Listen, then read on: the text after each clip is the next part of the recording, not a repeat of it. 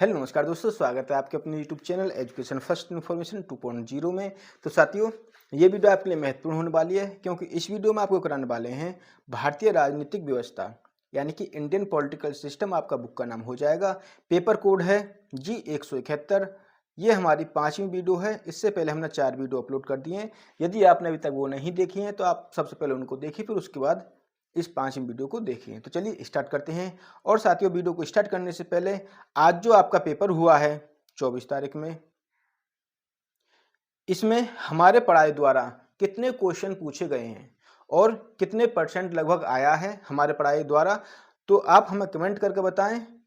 यदि आप कमेंट करके बताओ कि इतना आया है, पढ़ाए हुए में से आया है, ठीक है, तो प्लीज़ आप कमेंट करके बताएं कि हमारे पढ़ाए हुए में से कितने क्वेश्चन आए हैं और उसकी पीडीएफ को आप हमारे टेलीग्राम पर उसे सेंड कर दें ताकि हम उन क्वेश्चनों को देख सकें और जो हम अब आपके लिए क्वेश्चन करा रहे हैं उसमें कुछ परिवर्तन कर सकें।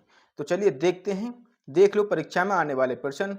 तो हम उन क्वेश्चनों को करा रहे हैं जो परीक्षा की दृष्टि से अति महत्वपूर्ण प्रश्न हैं, हम उनको अपनी श्रृंखला में करा रहे हैं। तो देखते हैं आज का प्रश्न। यदि आपको वीडियो पसंद आए तो वीडियो को लाइक करके अपने फ्रेंडों को शेयर कर दें ताकि ऐसी और वीडियो आपको मिलती रहें। तो चलिए देखते हैं क्वेश्चन को। संविधान में प्रस्तावना से क्या अभिप्राय है? प्रस्तावना का महत्व लिखिए संविधान में। ये साथियों आपका बहुत ही इंपॉर्टेंट क्वेश्चन हो जाएगा क्योंकि ये प्रस्तावना आपसे पूछी ही जाएगी। हर बार जब भी पेपर होता है ये प्रस्तावना वाला प्रश्न आता है, तो आप इस क्वेश्चन को लिखकर भी देखें। इसकी प्रस्तावना को आप लिखकर एक दो बार लिखकर देख लें ताकि अच्छे से याद हो जाए आपके लिए। क्वेश्चन है कि संविधान में प्रस्तावना से क्या अभिप्राय है? प्रस्तावना का महत्व लिखिए। अथवा भारतीय संविधान की प्रस्तावना हमारी राजनीतिक व्यवस्था के आदर्शों एवं आकांक्षाओं का प्रतिनिधित्व करती है, व्याख्या कीजिए। तो उत्तर हो जाएगा, इन दोनों में से प्रश्नों में से कोई भी आ जाए, उत्तर इस वाले को कर आए जो हम कराने वाले हैं। उत्तर देख लें। प्रस्तावना, प्रत्येक संविधान की एक प्रस्तावना या भूमिका होती है जो उस संविधान के प्रयोजन एवं अर्थ को समझने में बहुत सहायक सिद्ध होती है। प्रस्तावना संविधान के आधार को व्यक्त करती है। यदि किसी संविधान की किसी धारा का अर्थ स्पष्ट हो तो उस संविधान की प्रस्तावना का अध्ययन कर उसका अर्थ स्पष्ट किया जा सकता है। जिस उद्देश्य एवं प्रयोजन से कोई संविधान बनाया जाता है उसका उल्लेख उस संविधान की प्रस्तावना में होता है। वास्तव में प्रस्तावना किसी संविधान का अंग नहीं होती, अपितु यह केवल संक्षिप्त सूचना के रूप में उसके पूर्व अंकित होती है। प्रस्तावना संविधान के उद्देश्य एवं आधार को व्यक्त करती है। किसी भी संविधान का अध्ययन करने से पूर्व उसकी प्रस्तावना का अध्ययन करना अति आवश्यक है। तो प्रस्तावना के उद्देश्य कौन कौन से थे? संविधान का स्वरूप उसकी प्रस्तावना से पूर्णतः स्पष्ट हो जाता है। संविधान की प्रस्तावना के निम्नलिखित 3 महत्वपूर्ण उद्देश्य होते हैं। वो कौन कौन से हैं देखते हैं। यदि आपको वीडियो पसंद आ रही हो तो प्लीज़ वीडियो को लाइक जरूर कर दें। पहला हो जाएगा, यदि संविधान की उत्पत्ति को अभिव्यक्त करती है तो इसके द्वारा संविधान के स्रोत का ज्ञान होता है। दूसरा पॉइंट, इसके द्वारा संविधान के उद्देश्यों का ज्ञान होता है। साथ ही प्रस्तावना राज्य के स्वरूप को व्यक्त करती है। प्रस्तावना राज्य के स्वरूप को व्यक्त करती है। तीसरा पॉइंट है, यह संविधान के आधार को व्यक्त करती है। तो देखते हैं साथियों, भारतीय संविधान की प्रस्तावना। संविधान में वर्णित प्रस्तावना मूल रूप से निम्नलिखित है। हम भारत के लोग भारत को एक संपूर्ण प्रभुत्व संपन्न समाजवादी पंथ निरपेक्ष लोकतंत्रात्मक गणराज्य बनाने के लिए तथा उसके समस्त नागरिकों को सामाजिक, आर्थिक, राजनीतिक, न्याय, विचार, अभिव्यक्ति, विश्वास, धर्म और उपासना की स्वतंत्रता, प्रतिष्ठा और अवसर की समता प्राप्त कराने के लिए तथा उन सब में व्यक्ति की गरिमा और राष्ट्र की एकता और अखंडता सुनिश्चित करने वाली बंधुता बढ़ाने के लिए दृढ़ संकल्प होकर अपनी इस संविधान सभा में आज तारीख 26 नवंबर 1949 ईस्वी मिति मार्गशीर्ष शुक्ला सप्तमी संवत 2000 से विक्रमी को एतद द्वारा इस संविधान को अंगीकृत, अधिनियमित तथा आत्म अर्पित करते हैं। प्रस्तावना का महत्व। यद्यपि प्रस्तावना भारतीय संविधान का अंग नहीं है, किंतु संवैधानिक दृष्टि से इसका बहुत महत्व है। जब संविधान के किसी उपबंध का अर्थ स्पष्ट न हो तो ऐसी स्थिति में संविधान की प्रस्तावना उस उपबंध को निर्दिष्ट अर्थ निकालने में सहायक होती है, क्योंकि संविधान का मुख्य उद्देश्य उन सिद्धांतों एवं आदर्शों को प्राप्त करना है जिनका उल्लेख संविधान की प्रस्तावना में किया जाता है। वास्तव में प्रस्तावना संविधान की आत्मा होती है। प्रस्तावना क्या होती है? संविधान की आत्मा प्रस्तावना को कहते हैं। और यह आपका 26 नवंबर 1949 को अंगीकृत किया गया।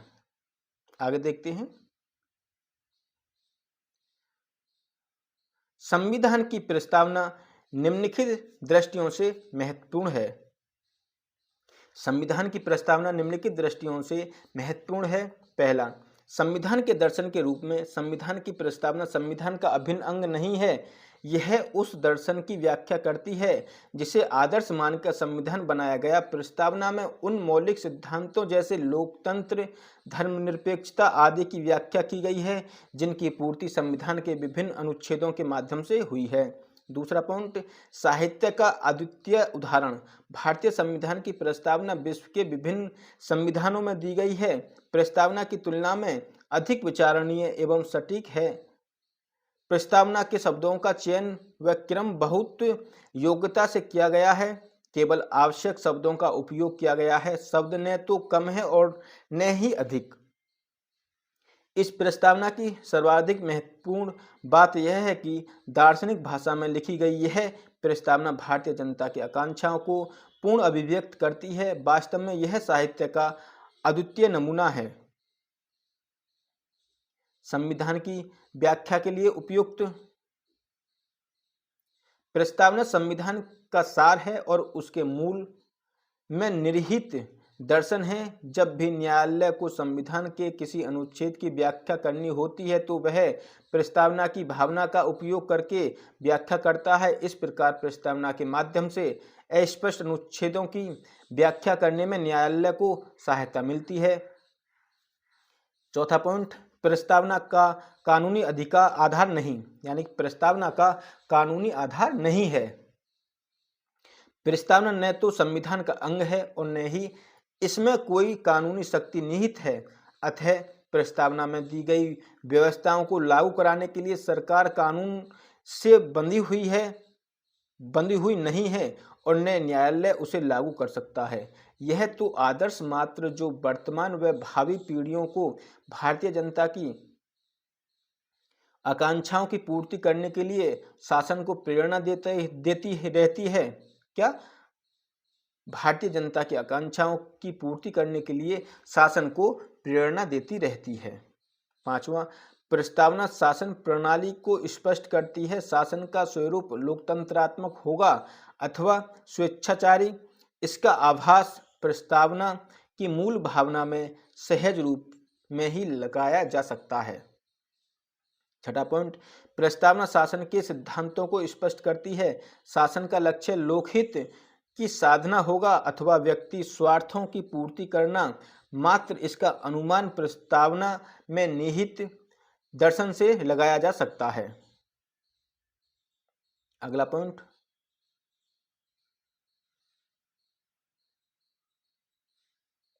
राजनीतिक तथा नैतिक दृष्टि से प्रस्तावना शासकों को दायित्व का बोध कराती है।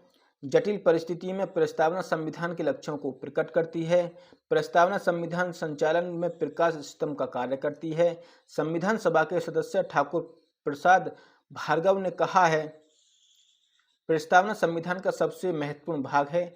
यह संविधान की आत्मा है। यह संविधान की कुंजी है। यह संविधान में जुड़ा हुआ हीरा है। यह अव्यक्त सुंदर गद्य रचना है। इतना ही नहीं, वह स्वयं में पूर्ण है। आगे देखते हैं।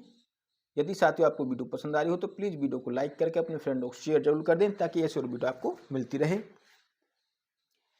एम.बी. पायली ने भारतीय संविधान की प्रस्तावना के महत्व को इन शब्दों में व्यक्त किया है। भारतीय संविधान की प्रस्तावना आज के अंकित इस प्रकार के परिलेखों में सर्वोत्तम है। विश्व के अन्य संविधानों की प्रस्तावना पर दृष्टिपात करने से यह स्पष्ट हो जाता है कि विचार, आदर्श एवं अभिव्यक्ति में हमारे संविधान की प्रस्तावना अनुपम है। यह संविधान की आत्मा है। यह भारतीयों के उस दृढ़ निश्चय की प्रतीक है कि वे एकता प्राप्त कर एक ऐसे स्वतंत्र राष्ट्र का निर्माण करेंगे जिसमें न्याय, स्वतंत्रता, समानता एवं बंधुत्व की विजय हो। यह प्रस्तावना संविधान का अनमोल अंग है। यह संविधान की कुंजी है। क्या? प्रस्तावना संविधान की कुंजी है। तो साथियों, ये थी आज की वीडियो। यदि आपको वीडियो पसंद आई हो तो प्लीज़ वीडियो को लाइक करके अपने फ्रेंडों को शेयर जरूर कर दें ताकि ऐसी और वीडियो आपको मिलती रहे। तो चलिए यहीं तक। जय हिंद साथियों।